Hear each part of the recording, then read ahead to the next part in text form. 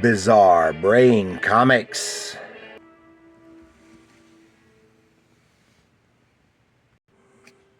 Hello, my comic book friends, and welcome to Bizarre Brain Comics. I'm Gary, your host. This is where I like to take a look at some older comics, talk a little bit about the characters and creators, and examine the stories and the art. And this time we're going to have a look at some Jungle comics. But before we do that, remember, my two comics are available. It's Bizarre Brain Comics Anthology and Bizarre Brain Comics Presents Heroes. One with some humor and a little bit of adventure, and the other is more mainstream with some superheroes, got a little bit of horror, and even has a Western story in there.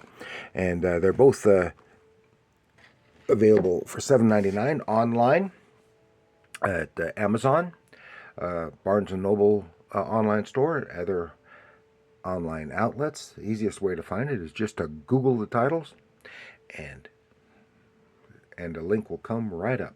So now for our Jungle stuff. In the last couple of years or so, I've picked up several newer, not newer to me, Jungle comics, primarily Tarzan and other Jungle stuff, and I haven't gotten around to putting them in their proper place in my Jungle comic boxes. So, I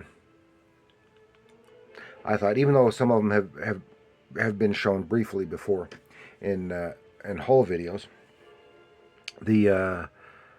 I wanted to show you, like, all of these are non-Tarzan. Then I'll another time I'll come back and I'll show you some of the Tarzan and books, and Tarzan related books.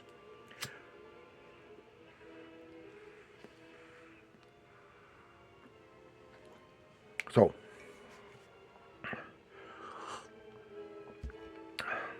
Jungle comics here, and we're starting off with this first one is from Skywald Comics, Jungle Adventures #1 from 1971, and this is a thicker square-bound book, originally priced 25 cents. And it starred the character Zangar, who's a Tarzan ripoff, created by Gardner Fox and Jack Katz.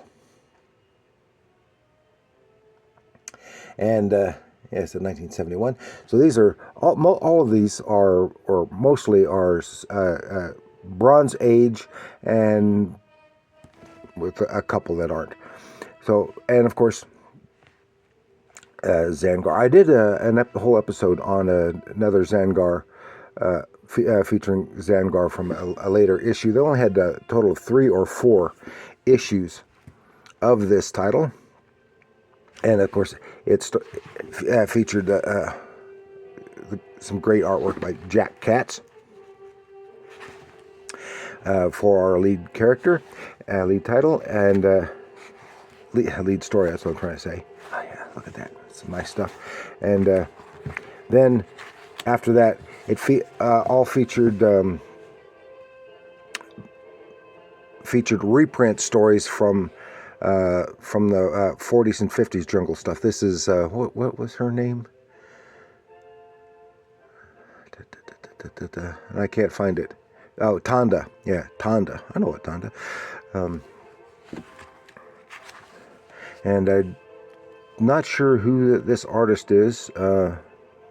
Might be Matt Baker, but I wouldn't attest to it. Matt Baker did a lot of these kind of stuff, but I really don't think it is Matt Baker, but it's someone who looks very nice. Then afterwards is JoJo Congo King, and again, still some cool old Jungle action artwork. It had a lot of good stuff. It was all basically fantasy, because the jungle life wasn't anything like it. Here's another one, Jungle Vengeance. This is again Tonda, except here she's got dark hair, and some really, really nice artwork in this one. The pinwork is just just lovely. And it makes me think of Al Williamson, but I doubt that it's him. But it makes me think of him. And then the Blue Gorilla. Again, this is some really nice artwork. I know this artist. I cannot think of his name. He did a lot of science fiction stuff and some pulpy work. I cannot think of his name. So that's that one. And here we go. It's pretty contemporary. This is from Dynamite, 2017. Sheena, number 0. It was only 25 cents. Yeah, this was a special one for promotional stuff. And this is by Bennett, Trujillo, and Moratat, who none of whom do I know, but some really nice Sheena drawing on the cover. But I was just wondering, because she must be on Madagascar here, because she's surrounded by all these ringtail lemurs. So, and the interior art is just as wonderful. Still by this Moratat, whomever that is.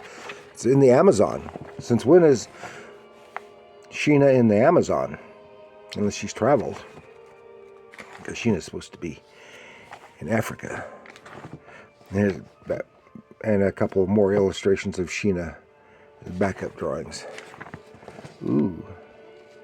Some really nice looking stuff.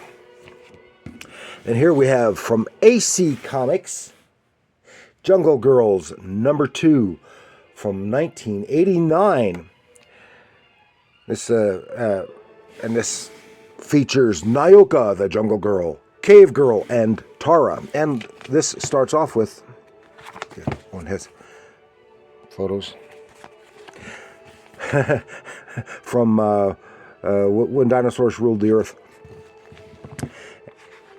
Same one there, but it has a lead story, contemporary story, written and drawn by Jeff Whiting. It says the return of D.B. Cooper, question mark, and somewhere in the jungle, guy parachuting out of a plane with a load of money. Okay, this was done of course, contemporary for this book. Some nice art, looking art.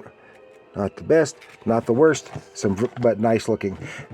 And a bunch of ads for some of the other AC titles from that period. And then, of course, the rest of the stuff is our backup stories, are of course classic reprints from probably the 50s. Bob Powell did this one. Death Comes Three Ways. Cave Girl. And then it'll also have a text article, or actually it's an index of Bob Powell's Cave Girl. Cave Girl. There's a little ad for Nyoka, and then it ends up with a Nyoka story. Nyoka, the Jungle Girl, in the Mask of Death. Ha ha ha! All good jungle fun. Then here we have Rima, number 7, DC Comics, as Rima the Jungle Girl from 1975. This, with this Joe Kubert cover. I think this is the last or the second to the last issue of the Rima run. This is when in the 70s when DC had the Tarzan license, and they started Rima as a totally unrelated to Tarzan, but as a companion book, more or less, because it's a jungle girl. And this is done by Nestor Redondo, so it has some really lovely, lovely artwork in here. And Nestor Redondo is just great at doing this kind of stuff, and jungle scenes, and the animals. It's just a marvel at it. Some really lovely stuff. Then here we are with, from Gold Key, some classic stuff they had. Brothers of the Spear, number 15 from 1975. This is by Gaylord Dubois and Dan Spiegel. Now, the Brothers of the Spear were earlier issues had been done by Jesse Santos in previous years. And Brothers of the Spear. Dan Spiegel, who of course did all of the Space Family Robinson Lost in Space, the entire 18-year run. Did Korok, Son of Tarzan, and all kinds of stuff for other publishers as well. I just love his work. And then we go to, we're going to have several of these from the Tono and Kono, the Jungle Twins. And this first one is, we have here is number 2. Yeah, from 1972. And these all have these great George Wilson covers. And of course, when Gold Key lost the license to the Tarzan properties, and they no longer had Tarzan or Korok as titles, that's when they created the Jungle Twins, which I think were inspired by their adaptation of Tarzan and the Tarzan Twins.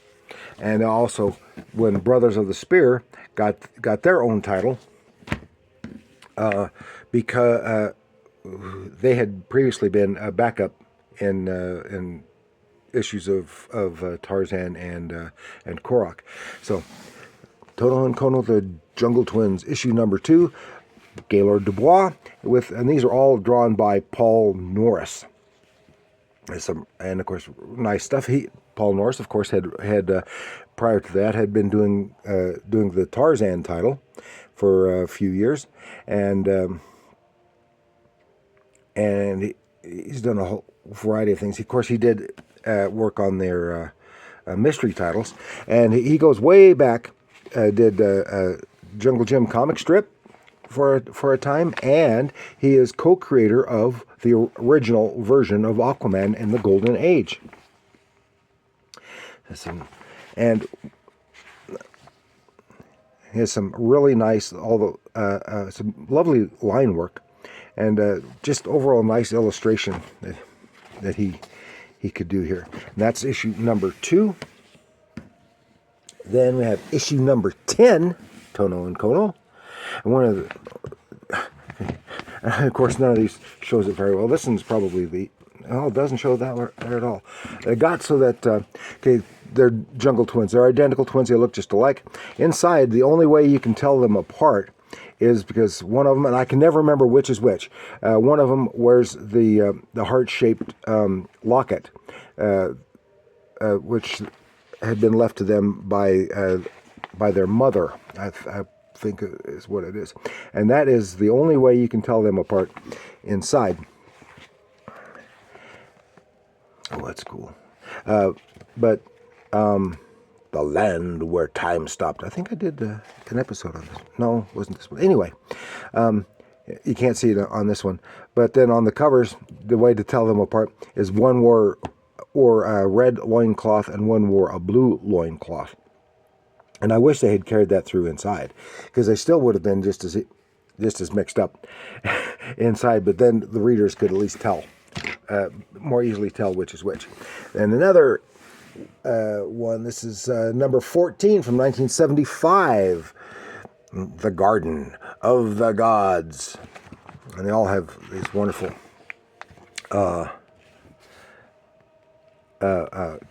George Wilson cover paintings.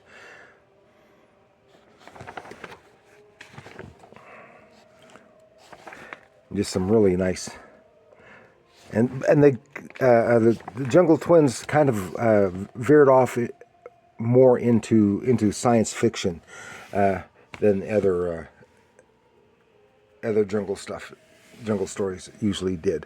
And this one is Number 15 from 1975. Monstrous mutant monsters on the rampage, the Stalkers. I haven't read this one in a while. I think I'll set this aside and read it. The Stalkers. Gaylord Dubois and Paul Norris. And I do kind of wonder why, because Gaylord Dubois, he wrote all kinds of stuff, especially almost all of the jungle stories at Dell and Gold Key.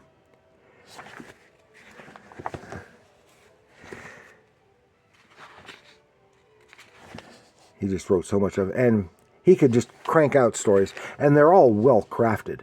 Even if the story happens to be kind of a clunker, I think everything I've ever read that I know I read from him was a well crafted story. And then we finish this up with the Jungle Twins, number 16, still from 1975, Tembo the Avenger.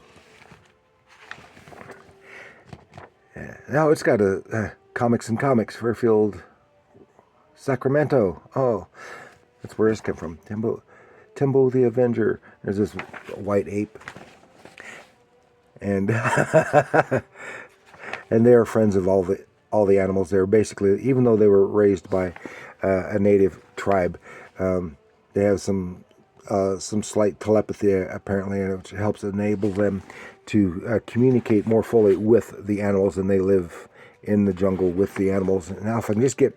It's funny how the story pages always seem to stick together, and the ad pages easily open. And standard Paul Norris style, gorilla look. And it's all good. They're all good jungle fun and fun reading. So that's all I have to share with you this time with my Jungle Adventure comics. So thank you for joining me. Please like, share, subscribe. Do leave your comments down below. Let me know which of these you like, which ones have you read, or the characters, etc. And remember, comics are art.